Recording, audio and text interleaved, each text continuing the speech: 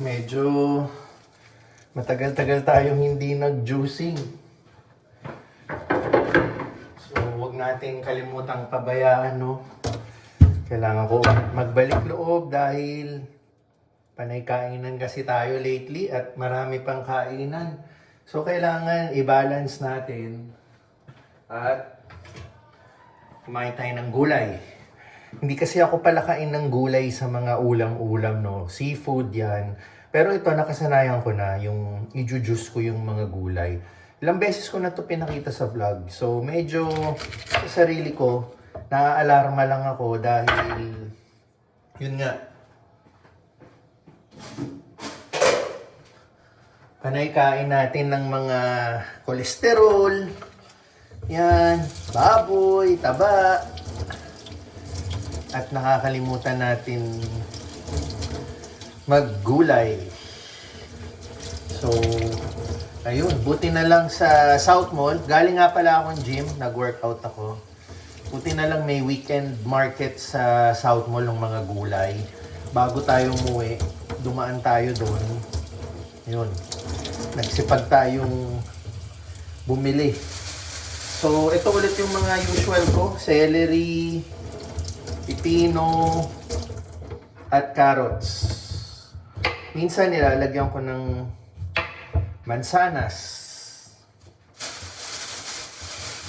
Pero ngayon, wala mo ng mansanas. So kahit papano, peace of mind din sa sarili ko, no, na alam ko kumakain pa rin tayo ng gulay.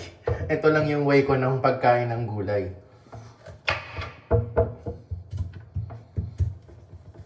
I-juice natin. Yan. So, lahat to i-juice natin para naman Pero sa totoo lang, kaka-ice coffee ko lang kanina. Tsaka Big Mac. So, yun nga, isip-isip ko, kailangan i-block natin ang gulay, di ba?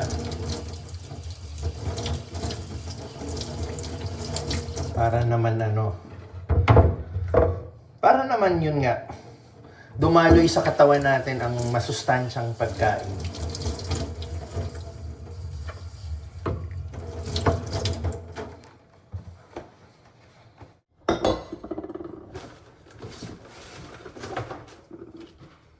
Ito ang ating juicer.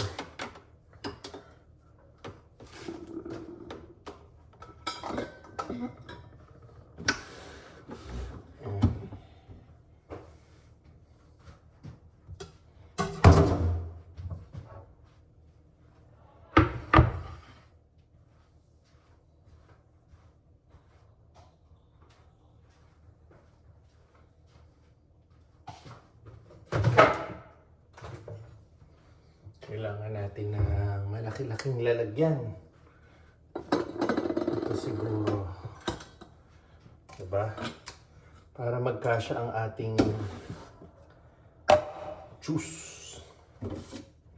So, simulan natin ng pipino.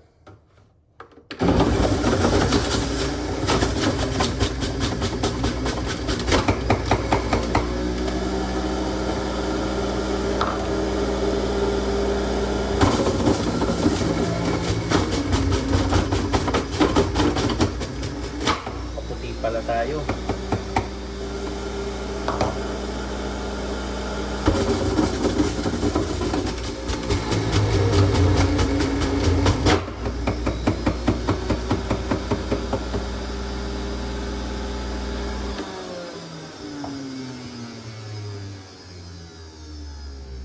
Kamali yata ako ng baso. Maliit pala yung Yan. Kailangan nating isa pang baso. Ito na lang. Para sa celery. Tapos, ko na lang. I-mix ko na lang.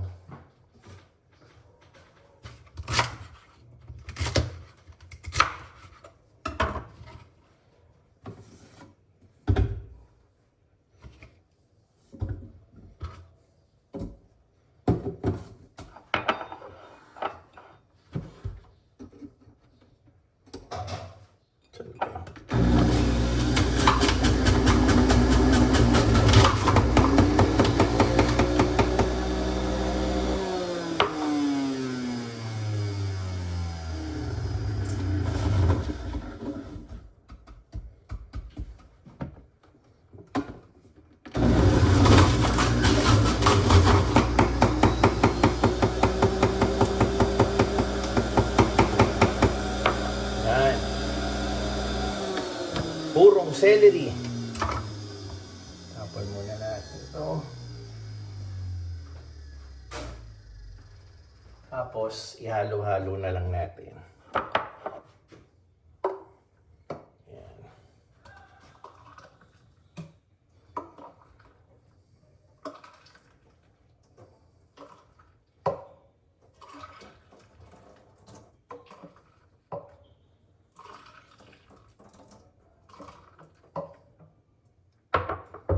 Yan, ganito siya karami. Pakita ko. Tapos lilinisin na lang natin to isa-isa yan. Isang buong baso at kalahati. Siyempre, unahin na natin.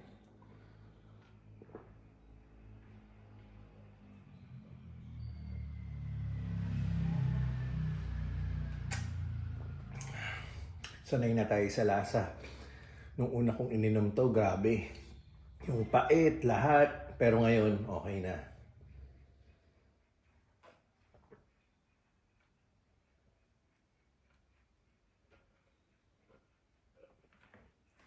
One down. Isa pa, sayang eh.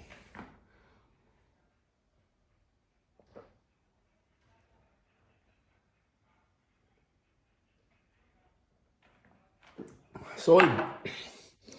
Yan, ubus. Ubus. Ebidensya. Ngayon, liligpit na tayo. Ngayon pala yung actual birthday ni Ax, pamangkin ko. Sama-sama sila ng kapatid ko. Family naman silang magsi-celebrate. Kasi last Friday, nakapag-celebrate na kami, no? Kasama yung mga baseball teammate nila. Ayan, kasama si Pixar. Sa trampoline park sa Festival Mall. So, yun nga sinasabi ko. Ang dami ko rin nangain nun. Jollibee, KFC, chicken, di ba?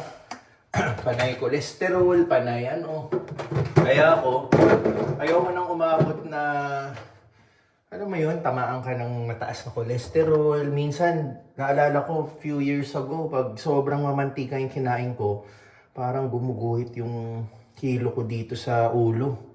Ayoko nang maulit yun, nang hirap. Tapos yun nga, nagpa-check kami ng dugo. Laboratory, taas ng cholesterol ko. Kaya doon ako nagsimula mag-fasting, tapos maging consistent sa pagkain ng mga ganito, juicing. Yun nga lang, lately, yun medyo aminado tayo. Nakakalimutan natin, gawa na rin siguro ng tinatamad tayo. Kaya, yun, tatry ko ulit ugaliin na maggulay-gulay tayo, di ba? Para yun, makabawi tayo sa mga masustansyang At, syempre, yun nga, magpapasko. Sigurado maraming kainan. Ayoko naman i-deprive ang sarili ko na hindi kumain ng masarap, di ba? Ayun, kaya balanse rin, balanse. Tapos yun, nag-workout pa rin tayo. Hindi tayo nakakalimot mag-exercise. Kaya ganun lang, no?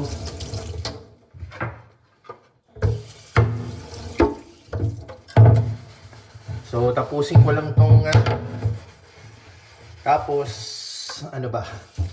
papahinga na tayo. Kasi kaka-exercise lang natin.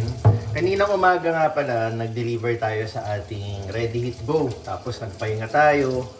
And then yung pagkatapos natin magpahinga yun, nag-exercise tayo. Kaya umabot tayo sa puntong ito.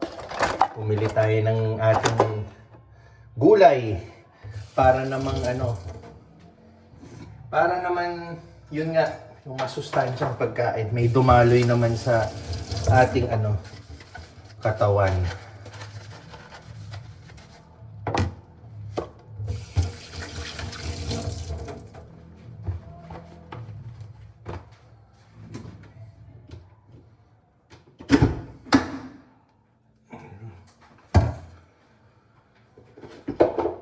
Ating naging durog na gulay, tatapon na natin.